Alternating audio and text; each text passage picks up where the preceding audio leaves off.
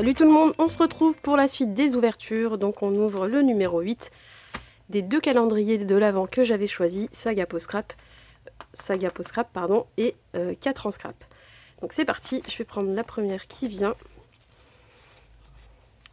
Je vais essayer d'ouvrir délicatement comme d'habitude. Hop. Voilà, c'est bien, elles sont plutôt faciles à ouvrir celles-ci. Ah, j'entends des dies. C'est ça, deux petits dies. Je regarde toujours au fond, on ne sait jamais. Voilà pour le numéro 8 de 4 en scrap. Donc c'est un joli feuillage.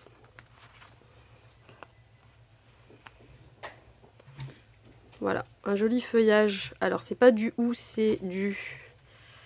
Ça va me revenir. C'est toujours comme ça, hein. C'est en vidéo que les mots vous viennent pas. Je pense que les amies scrapeuses et youtubeuses peuvent confirmer. Et donc on a les petites boules qu'on peut faire en rouge justement. Et voilà, c'est pas du ou, c'est l'autre. Voilà. Donc un joli petit dies. C'est un combiné. Alors pour pas les perdre, ce que je vais faire après, c'est que je vais les joindre sur un petit bout de papier avec du scotch, tout simplement. Enfin, soit du double face collant qui colle légèrement, qui colle mal, par exemple celui de chez Action, il n'est pas trop fort. Et ça permet de décoller les dies sans arracher le papier à chaque fois. Voilà. Donc je vais faire ça pour pas les perdre et les laisser ensemble. Ensuite, Saga Post Scrap, on y va. C'est une grande enveloppe. Elle est assez lourde. Voilà. Donc on va voir. C'est un petit peu la taille... Ah non, je pense qu'il y a des étiquettes, mais il y a autre chose. Donc on y va.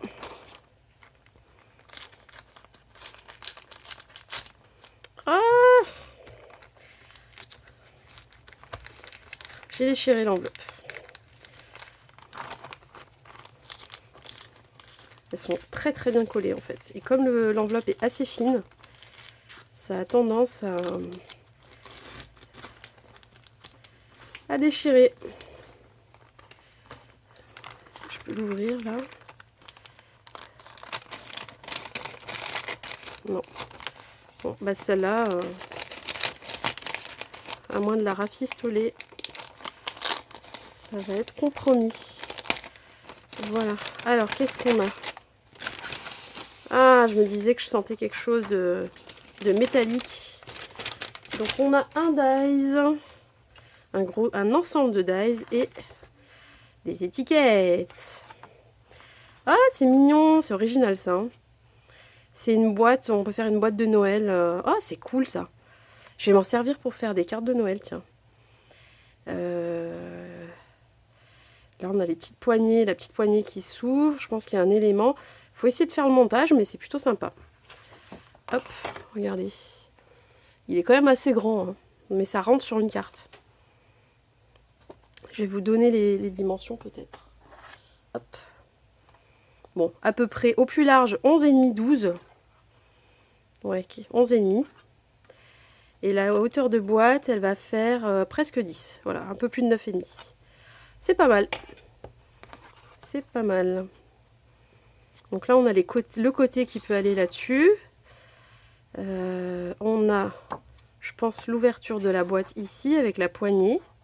Et on a ici la devanture qu'on peut venir rajouter. Bon, vraiment sympa. J'essaierai de vous faire la découpe au plus vite. Et pour les petites étiquettes, c'est un fond plutôt marronné, un peu vintage.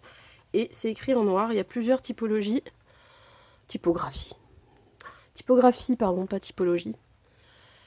Hop, voilà, ils sont très sympas. Calendrier de l'Avent, ok. Et c'est pas forcément sur le thème de Noël, non pas du tout. Il y a du voyage, plutôt vacances, je dirais. Balade, découvrir le monde, oui c'est ça. Plutôt sur le thème vacances. Très joli. Je suis pas déçue. Et ben voilà pour l'ouverture du numéro 8 de ces calendriers de l'Avent.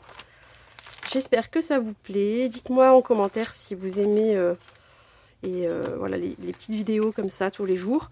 Bon, ou tous les 2 jours, on a compris, mais parfois le temps nous manque. Et puis voilà, je vous dis bonne fin de journée. à demain et prenez soin de vous. Bisous bisous.